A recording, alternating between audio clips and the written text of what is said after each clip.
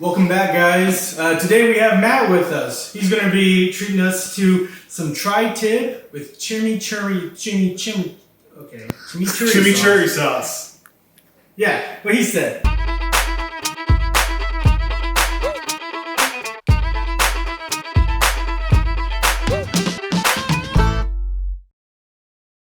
Welcome back, guys. Today we have Matt here with us from Environmental Impact Solutions. And today him and his mustache are going to treat us to some TriTip with chimichurri sauce. So Matt, what's one of the first steps we have to do to prepare the meat for the grill?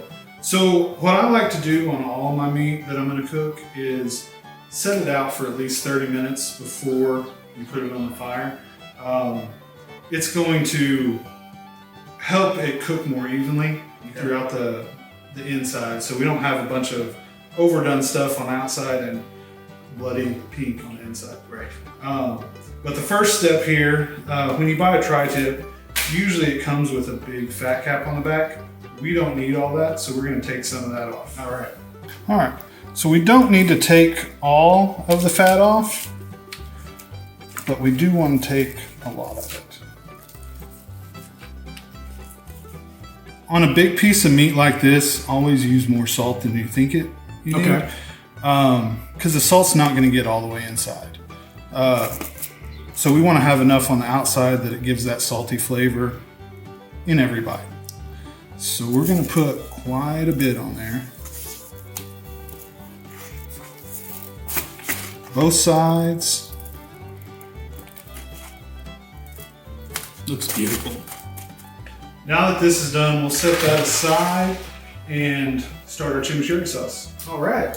So what kind of ingredients do we need to get that going? So the traditional way is parsley and oregano. I like cilantro, so I'm going to put that in there too. Okay. It's just personal preference. We're going to have some garlic, a jalapeno, lemon zest and a little bit of juice, some red onion, red pepper flakes, salt, pepper, olive oil, and wine vinegar. Awesome. Let me go get those other ingredients for you really quick. All right. So we got the red wine, the pepper, and the extra virgin olive oil. Yep. Awesome. So what we're going to do first, we're going to get our garlic ready. Smash those. Put it right in the bottom of our mortar and pestle. So Matt, with work and stuff, how do you guys usually go about cleaning up the oil spills that you guys come across in the field? So every spill is going to be different. There's some standard type stuff. We do a lot of in-ground treatments. Okay. We will till up the ground and then treat it with a chemical that helps the hydrocarbons break down. And we can do that with saltwater spills as well. A lot of times your saltwater spills are going to be too hot that you can't treat it out. You have to just disperse the chlorides? Yeah, well what it does, it kind of binds to the chloride carbons, Okay. or atoms, and helps pull it down below the root zone. Gotcha. How deep is the root zone? In Oklahoma, they pretty much go off of wheat, so you want to get it below 4 feet. Okay. Typically. Just for the people at home, I am 6'1". He's just a giant. So, Do we need to get you a box? hey. Still not tall enough. Once we get the garlic in the mortar, we're going to add a little bit of salt in there and use a pestle and just make a paste with that garlic. The salt's going to help break it down. We'll start with our jalapeno. I usually just like to slice it in half down the middle. Are we going to keep the seeds or not? No, it would be too hot. Now, Matt, I heard after each oil spill cleanup, your company always plants a tree. What kind of tree do you guys plant?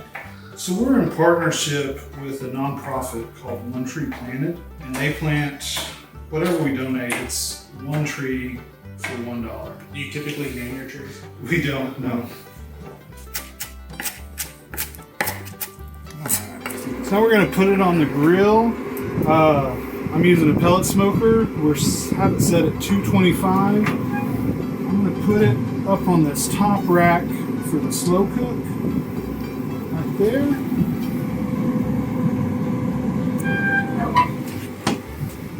We'll come back to it when it gets to an internal temperature of 120 degrees. Now our tri-tip is up to 120 degrees, 125, somewhere in there. We're going to go ahead and pull it up, crank the grill up on high so we get a good sear on the outside. Our grill is up to temp now so we can get a good sear on this. So we're going to go ahead and put it back on. I'll probably flip it a few times through the process just so it doesn't get too burnt on there every side.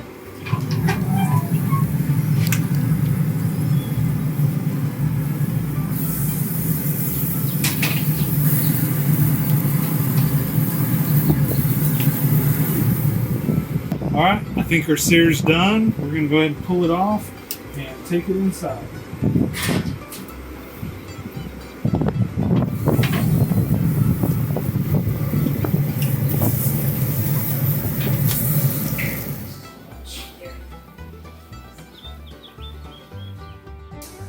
So we pulled this off the grill about 20 minutes ago. We let it rest, lets all the juices just kind of stay in the meat when you cut it. We're still going to lose some, but we're going to keep as much in there as that meat will hold. We also grilled a little asparagus and roasted some potatoes to go with it. Let's cut in this thing and see how it is. Yeah, it looks delicious, man. You did a fantastic job. All right, our cut from earlier, so we know where to split into, right there. So we will just cut that there. Oh my goodness. Oh, look at that. fantastic. Good. Fantastic. And we'll slice this up. Would you say this is about medium rare? Or Yeah, it's going to be rare, medium rare, that perfect temperature. And you're going to have cuts that are closer to the edge that are going to be more on your done side. My house, my wife will eat pink. So usually this side will be a little bit more well, and she'll eat from there. And then me and my son will eat on this side. gotcha. That is beautiful. I'm not done yet though. Oh no, what do we got next? We're going to put Oh yes, the chimichurri sauce. a little bit of this.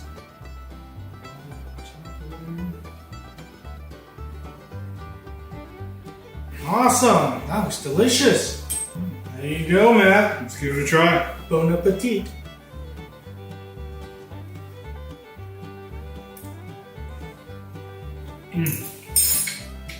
Oh wow, I've got loads of flavor. That is delicious. Well, I hope you guys enjoyed this video. Please follow if you want more updates of what we're doing out in the oil field and what we got cooking in the kitchen. Thank you, and bye.